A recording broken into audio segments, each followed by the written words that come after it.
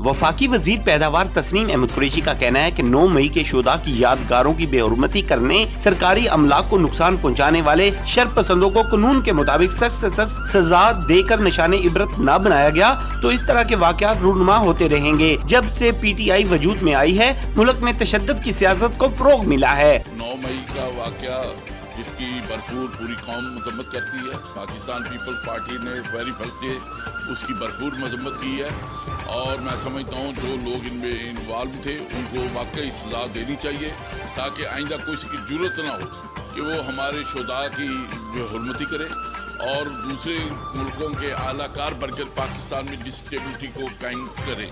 तो इसलिए मौजूदा गवर्नमेंट और पाकिस्तान पीपल्स पार्टी और हमारे इदारे इस बात का कभी उन्होंने ऐलान कर दिया है कि ऐसे मौके के ऊपर इसमें जो शामिल हों, चाहे वो खवातीन हो या मर्द हो, उनको कतन कोई रियायत की मुस्तहिक नहीं है।